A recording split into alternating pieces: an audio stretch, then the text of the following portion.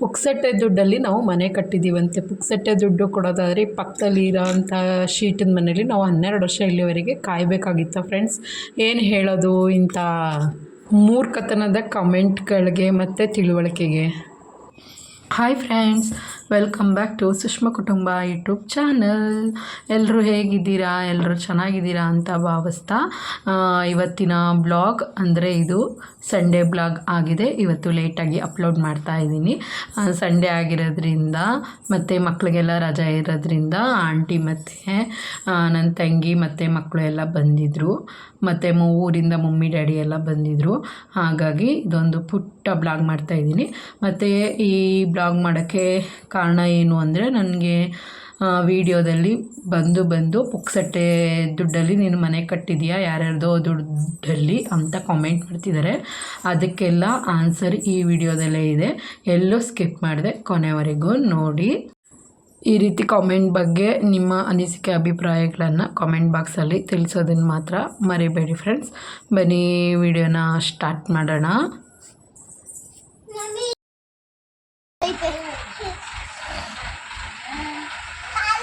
Lucky ನಾನು ಬಾಚಿದ್ರೆ ಸುಮ್ಮನೆ ಕೂತ್ಕೊಳ್ಳೋದಿಲ್ಲ friend. ಅದೇ ನೋಡಿ, ಇಲ್ಲಿ ನಮ್ಮ ಆಂಟಿ ಬಾಚಿದ್ರೆ ಸುಮ್ಮನೆ ಕೂತ್ಕೊಂಡವಳೆ. ಈ ಮಕ್ಕಳು ತಂದೆ ತಾಯಿಗಿಂತ ಅಜ್ಜಿದಿರ್ಗೆ ಹೇಳಿದ್ನ ಕೇಳ್ತವೆ ಅಲ್ವಾ, ಹಂಗೆ ಅಜ್ಜಿದಿರು ಮುದ್ದು ಮಾಡ್ತಾರೆ.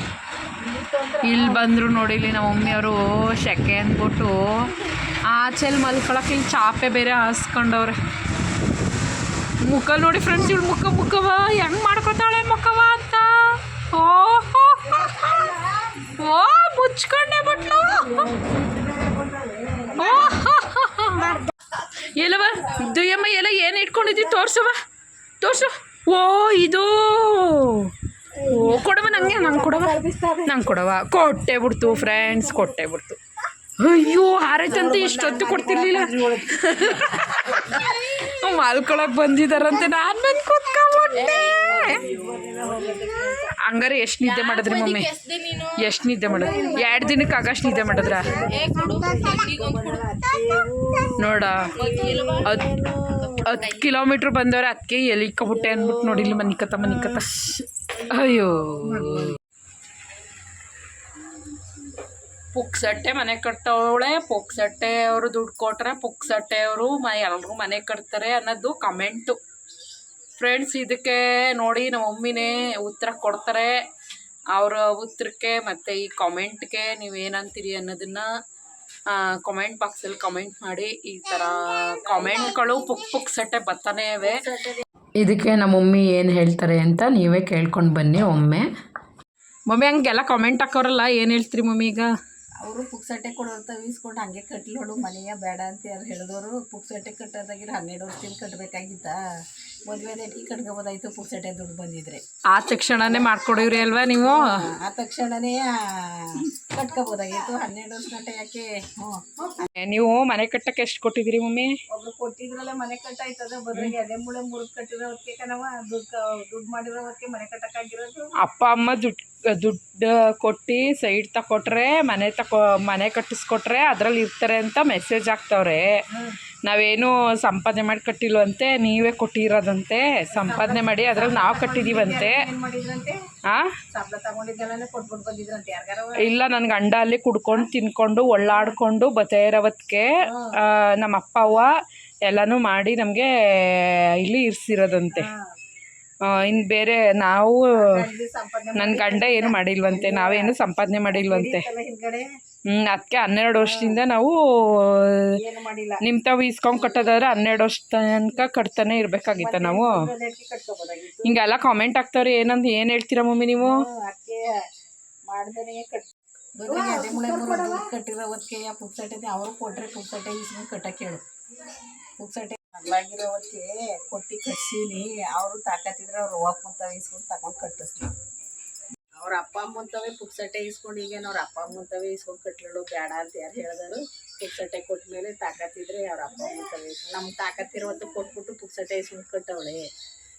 ಮಮ್ಮಿ ನೀವು ಪುಕ್ಸಟ್ಟೆ ನಾನು ಇಸ್ಕೊಳಕ್ಕೆ ಮಮ್ಮಿ ನಾನು ಯಾರು ಮಮ್ಮಿ ನಿಮಗೆ ನನ್ನ ಮಗಳಾಗಿರೋದು ಕೊಟ್ಟಿರೋದು ಅಲ್ವಾ ಬೀದಿಲಿ ಹೋಗೋರ್ತಾವು ನೀವು ಬೀದಿಗೆ ಹೋಗೋರ್ಗೆ ನೀವು ಕೊಟ್ಟಿದ್ದೀರೋ ಅಲ್ಲ ನಾನೇನಾರ ಅಣ್ಣ ತಮ್ಮದಿರ ಹತ್ರ ದುಡ್ಡಿಸ್ಕೊಂಡು ಮನೆ ಕಟ್ಟಿದ್ದೀನೋ ಇಲ್ಲ ನಮ್ಮ ಅಪ್ಪ ಅವನ ಹತ್ರ ದುಡ್ಡಿಸ್ಕೊಂಡು ಮನೆ ಕಟ್ಟಿದ್ದೀನಿ ತಾಕತ್ತಿರೋದಕ್ಕೆ ಅವ್ರ ಅಪ್ಪನ ಇಸ್ಕೊಂಡು ಅವ್ರ ಅಪ್ಪ ಅವನ ಹತ್ರನೂ ತಾಕತ್ತಿದ್ರೆ ತಾಕತ್ತಿರೋರು ಅಷ್ಟು ತಾಕತ್ತಾಗ ಅವ್ರ ಅಪ್ಪ ಅವ್ವ ಇದ್ರೆ ಇಸ್ಕೊಂಡು ಕಟ್ಲಿ ಅಲ್ವಾ ಸುಮ್ಮನೆ ಯಾಕೆ ಕಾಮೆಂಟ್ ಹಾಕ್ಬೇಕು ಪುಕ್ಸಟ್ಟೆ ಇಸ್ಕೊಂಡು ಕಟ್ಟಿ ಪುಕ್ಸಟ್ಟೆ ಇಸ್ಕೊಂಡು ಕಟ್ಲಿ ಅಲ್ಲೇ ಯಾರವ ಅಪ್ಪ ಅಮ್ಮ ಹೆಣ್ಮಕ್ಳಿಗೆ ಮಾಡೋದನ್ನ ಪುಕ್ಸಟ್ಟೆ ಮಾಡ್ದಂಗ ಅದು ಮಾಡ್ದಂಗ ಪುಕ್ಸಟ್ಟೆ ಮಾಡ್ದಂಗ ಮಮ್ಮಿ ಕೆಪಾಸಿಟಿ ಇರೋದಕ್ಕೆ ಅವ್ರ ಅಪ್ಪ ಅಮ್ಮ ಕೊಟ್ಟಿವಿ ಎತ್ತಿರೋದಕ್ಕೆ ಕೊಟ್ಟವ್ರೆ ಮಾಡೋರೆ ಅಂತಲೇ ನಾನು ಹೇಳ್ತಿರೋದು. ಈಗಿನ ಕಾಲದಲ್ಲಿ ಮದುವೆ ಆದ ತಕ್ಷಣ ನಮಗೇನು ಜವಾಬ್ದಾರಿ ಇಲ್ಲ, ಅವ್ರು ಗಂಡಿರೇ ನೋಡ್ಕೊಳ್ಳೋ ಅನ್ನೋ ಕಾಲದಲ್ಲಿ ನಮ್ಮ ಅಪ್ಪ ಅವ್ವ ಮಾಡೋರೆ ತಾನೇ.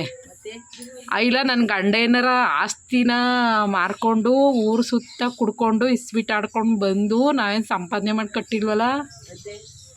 ನಾವು ಭದ್ರಾಗಿ ಎದೆ ಮೂಳೆ ಮುರಿದು ನಮ್ಮ ಅತ್ತೆ ಮಾವನು ಕೊಟ್ಟು ನಮ್ಮ ಅಪ್ಪ ಅವನು ಕೊಟ್ಟು 16 ಜನದ ಹತ್ರ ಬೈಸ್ಕೊಂಡು ಬಂದು ಕೆಲಸ ಮಾಡ್ಕೊಂಡು ಬಂದು ನಾನು ಮನೆ ಕಟ್ಟಿರೋದೇ ಹೊರ್ತು ಇಲ್ಲ ನನ್ನ ಅಣ್ಣ ತಮ್ಮದಿರಿಗೆ ಸುಳ್ಳು ಹೇಳ್ಕೊಂಡು ಬಾಚ್ಕೊಂಡು ಬಳ್ಕೊಂಡು ನಾನೇನು ಮನೆ ಕಟ್ಟಿದ್ದೀನ ಮಮ್ಮಿ?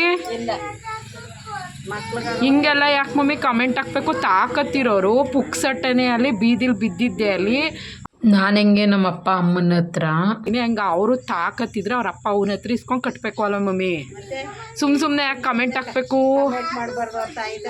ಅಲ್ಲ ನಾನೇನಾರ ನನ್ನ ಅಣ್ಣ ತಮ್ಮನ ಹತ್ರ ಏನಾರ ಲಕ್ಷ ಈಸ್ಕೊಂಡು ಅವ್ರ ಹೆಂಡತಿ ಮಕ್ಳಿಗೆ ಇಲ್ದಂಗೆ ಕಟ್ಟಿದ್ದೀನ ನಾನು ಮನೇನ? ನಮ್ಮ ಮಗಳಿಗೆ ನಾವು ಮಾಡೀವಿ. ಪುಕ್ಸಟ್ಟೆ ಏನಂತಲ್ಲ, ಪುಕ್ಸಟ್ಟೆ ಅಂತ ಬರ್ತದಲ್ಲಿ ಏನು ಕಂಡೋರ್ ತವಿಸ್ಕೊಂಡಿದ್ದಾರೆ, ಇಲ್ಲ ತಮ್ಮದಿರು ಅಣ್ದಿರ್ತಾವ ಕಿತ್ಕೊಂಡು ಇಸ್ಕೊಂಡಿದ್ದಾರೋ, ಅಣ್ದಿರ್ತಾವೆ ತಮ್ಮದಿರ್ತಾವೆ ಇಸ್ಕೊಂಡು ಕಿತ್ಕೊಂಡು ಅವ್ರು ಹೆಡ್ತಿರ್ಗಿಲ್ದಂಗೆ ಮನೆ ಕಟ್ಟಿದ್ದಾರೆ. ಇಲ್ಲ ಸುಳ್ಳು ಹೇಳ್ಕೊಂಡು ಏನಾರ ನನ್ನ ತಮ್ಮಂಗೋ ನಮ್ಮ ಅಣ್ಣದಿರ್ಗೋ ನಮ್ಮ ಅಕ್ಕ ತಂಗಿರ್ಗೋ ಏನಾರ ಸುಳ್ಳು ಹೇಳ್ಕೊಂಡು, ಇಲ್ಲ ನಮ್ಮ ಅದಕ್ಕೆ ನಾದ್ನೀರು ಮೈದಿರು ಬಾದಿರ್ಗೆ ಏನಾರ ಸುಳ್ಳು ಹೇಳ್ಕೊಂಡು ಮನೆ ಕಟ್ಟಿದ್ದಾವೋ? ಭದ್ರಾಗಿ ಲೋನ್ ತೆಗ್ದಿದ್ದೀವಿ, ಕಟ್ಟಿದ್ದೀವಿ ನಾವು. ಅದಕ್ಕೆ ಯಾಕೆ ಬೇಕು ಅಂದರೆ ಯಾರು ಪುಕ್ಸಟ್ಟೆ ಕೊಡ್ತಾರೋ ಅವ್ರ ಹತ್ರ ಸೈಟ್ನೂ ತೆಗೆಸ್ಕೊಳ್ಳಿ, ಮನೆಯೂ ಕಟ್ಟಲಿ, ಆಸ್ತಿನೂ ತೆಗೆಸ್ಕೊಳ್ಳಿ. ಬೇಕು ಅಂದರೆ ನಾನು ಪುಕ್ಸಟ್ಟೆ ಕಟ್ಟಿದ್ದೀನೋ ಇಲ್ಲ ಕಂಡೋರ್ ಮನೆ ಬಾಚ್ಕೊಬಂದು ಕಟ್ಟಿದ್ದೀನೋ ಏನು ಮಾಡಿದ್ದೀವಿ ಅಂತ ನಮಗೆ ಗೊತ್ತು, ಅದು ದೇವ್ರಿಗೊಬ್ಬಂಗೆ ಗೊತ್ತು. ಇಲ್ಲ ನಮ್ಮ ಅಣ್ಣ ತಮ್ಮದಿರಿಗೆ ಮೋಸ ಮಾಡು ಕಟ್ಟಿಲ್ಲ ನಾನು, ಸುಳ್ಳು ಹೇಳು ಕಟ್ಟಿಲ್ಲ ನಾವು. ನನ್ನ ಗಂಡ, ನಮ್ಮ ಅತ್ತೆ, ನಮ್ಮ ಮಾವ, ನಮ್ಮ ಅಪ್ಪ ಅವ್ವ ಕಷ್ಟಪಟ್ಟು ದುಡ್ದು ಕೊಟ್ಟಿರೋ ದುಡ್ಡಲ್ಲಿ ನಾನು ಮನೆ ಕಟ್ಟಿದ್ದು. ಇಷ್ಟು ಬಿಟ್ರೆ ನಾನು ಯಾವಂತ ತಲೆ ಹೊಡೆದು ನಾನು ಮನೆ ಕಟ್ಟಿಲ್ಲ. ಅಷ್ಟನ್ನ ಅರ್ಥ ಮಾಡಿಕೊಂಡು ನೀನು ನನ್ನ ಮೆಸೇಜ್ಗೆ ನನ್ನ ವೀಡಿಯೋಸ್ಗಳಿಗೆ ಕಮೆಂಟ್ ಹಾಕೋದನ್ನು ಕಲಿ. ಮೊದಲು ಬಾಯಲ್ಲಿ ನಾಲ್ಗೆ ಐತೆ ಮೂಳೆ ಇಲ್ಲ, ಹೆಂಗೆ ಬೇಕಾದ್ರು ಹಾಗೆ ತಿರುಳುತ್ತದೆ ಅಂತ ಅಂದ್ಬಿಟ್ಟು ಸುಮ್ಮನೆ ಹೆಂಗೋ ಬಂದು ಮೆಸೇಜ್ನ ಕಮೆಂಟ್ನ ಹಾಕಬೇಡ ತಾಯಿ, ಹಾಕಬೇಡ. ಇನ್ನೊಂದು ವಿಷಯ ಮರ್ತ್ಬಿಟ್ಟಿದ್ದೆ ನಾನೇನು ನಮ್ಮ ಪೂರ್ವಜರ ಆಸ್ತಿನ ಮಾರ್ಕೊಂಡು ದಿನ ಜೀವನ ಅಂತೂ ನಡೆಸ್ತಾ ಇಲ್ಲ. ನಾನು ಹೇಗೆ ಜೀವನ ನಡೆಸ್ತಾ ಇದ್ದೀನಿ ಅಂತ ನಿನಗೂ ಗೊತ್ತು. ಮತ್ತು ಇದೇ ಥರ ಅಯ್ಯೋ ಅವಳು ಮನೆ ಕಟ್ಬಿಟ್ಲು ಅಂತ ನೀನು ಯೋಚನೆ ಮಾಡಿ ಆಮೇಲೆ ಇವಾಗ ಕಾಯಿಲೆಗಳು ತುಂಬ ಬಂದ್ಬಿಟ್ಟಿವೆ. BP ಶುಗರು ತರಿಸ್ಕೊಂಡು ಮನೇಲೆ ಸತ್ತು ನಳ್ಳಬಿಡ್ತೀಯ. ಆಮೇಲೆ ಬೇರೆಯವ್ರ ಬಗ್ಗೆ ಹಾಗೆ ಹೀಗೆ ಅಂತ ಕಮೆಂಟ್ ಹಾಕೋ ಬದಲು ನಿನಗೆ ನಿಮ್ಮ ಅಪ್ಪ ಅಮ್ಮ ದುಡ್ಡು ಕೊಟ್ಟರು, ಪುಕ್ಸಟ್ಟೆ ನಿಮ್ಮ ಅಪ್ಪ ಅಮ್ಮನ ದುಡ್ಡು ಇಸ್ಕೊಂಡು ನೀನು ಮನೆ ಕಟ್ಟಿದೀಯಾ ಅಂತ ಎಲ್ಲ ಯೋಚನೆ ಮಾಡೋದು ಬಿಟ್ಬಿಟ್ಟು ಒಂಚೂರು ನಿನ್ನ ಆರೋಗ್ಯದ ಕಡೆ ಯೋಚನೆ ಮಾಡಮ್ಮ. ಯಾಕಂದರೆ ಮನೆಗಿಂತ ಮನೆ ದೊಡ್ಡದಿರೋದಿರ್ತದೆ, ವ್ಯಕ್ತಿಗಿಂತ ವ್ಯಕ್ತಿ ದೊಡ್ಡವ್ರು ಇರ್ತಾರೆ. ತಿಳುವಳಿಕೆಯಲ್ಲಿ, ಆಸ್ತಿಲಲ್ಲಿ, ಎಲ್ಲ ವಿಚಾರದಲ್ಲೂ, ನೋಟದಲ್ಲೇ ಅಲ್ಲಿ ಒಬ್ರಿಗಿಂತ ಒಬ್ಬರು ದೊಡ್ಡವರು ಇರ್ತಾರೆ. ಅದನ್ನು ನೋಡಿಕೊಂಡು ಜೀವನ ಮಾಡಿದ್ರೆ ನಿನ್ನ ಜೀವನವೂ ಒಂದಿನ ಸರಿಯಾಗಬಹುದು. ಅದು ಬಿಟ್ಬಿಟ್ಟು ನೀನು ಅಯ್ಯೋ ಅವಳು ಪುಕ್ಸಟ್ಟೆ ದುಡ್ಡು, ಇವ್ರದ್ದು ಪುಕ್ಸಟ್ಟೆ ದುಡ್ಡು ಕೊಟ್ಟರು, ಅವರು ಹಂಗೆ ಕೊಟ್ಟರು ಹಿಂಗೆ ಕೊಟ್ಟರು, ಅವಳು ಹಂಗಾದ್ಲು ಅನ್ನೋದಕ್ಕಿಂತ ಎಲ್ಲ ಯೋಚನೆ ಮಾಡೋದು ಬಿಟ್ಬಿಟ್ಟು ನೀಟಾಗಿ ಯೋಚನೆ ಮಾಡಿಕೊಂಡು ಜೀವನ ಮಾಡೋದನ್ನು ಕಲಿ. ಅದು ಯಾರಿಗಾರ ಕೊಟ್ಕೊಳ್ಳಿ, ನಿನಗೆ ಅವೆಲ್ಲ ಬೇಕಾಗಿಲ್ಲ. ಇನ್ನೂ ಮತ್ತೆ ಇದೇ ಥರ ಕಾಮೆಂಟ್ ಹಾಕಿದ್ರೆ ನಾನು ಇನ್ನೂ ಚೆನ್ನಾಗಿ ಮುಂದಕ್ಕೆ ನೀನೇ ಅರ್ಥ ಮಾಡ್ಕೊ. ಇಷ್ಟು ಹೇಳ್ತಾ ಫ್ರೆಂಡ್ಸ್ ಈ ವಿಡಿಯೋನ ಇಲ್ಲಿಗೆ ಎಂಡ್ ಮಾಡ್ತಾಯಿದ್ದೀನಿ. ಈ ವಿಡಿಯೋ ಬಗ್ಗೆ ನಿಮಗೆ ಏನು ಅನ್ನಿಸ್ತು ಅನ್ನೋ ನಿಮ್ಮ ಅಭಿಪ್ರಾಯನ ಕಮೆಂಟ್ ಮಾಡೋದ್ರ ಮೂಲಕ ದಯವಿಟ್ಟು ತಿಳಿಸಿ. ಇದೇ ಥರ ಅನುಭವಗಳು ನಿಮಗೆ ಆಗ್ತಾನೇ ಇರ್ತವೆ. ಸ್ವಲ್ಪ ಎಚ್ಚರಿಕೆಯಿಂದ ನೀವು ನೆಕ್ಸ್ಟು ನಿಮ್ಮ ಮನೆ ಕೆಲಸ ಮಾಡಬೇಕಾದ್ರೆ ಕಾಲಿಡಿ, ನಿಮ್ಮ ಎಚ್ಚರಿಕೆ ವಹಿಸ್ತಾ ಕಾಲಿಡಿ ಅಂತ ಹೇಳ್ತಾ ಈ ವಿಡಿಯೋನ ಇಲ್ಲಿಗೆ ಎಂಡ್ ಮಾಡ್ತಾಯಿದ್ದೀನಿ. ಮತ್ತೆ ಸಿಗೋಣ, ಬಾಯ್.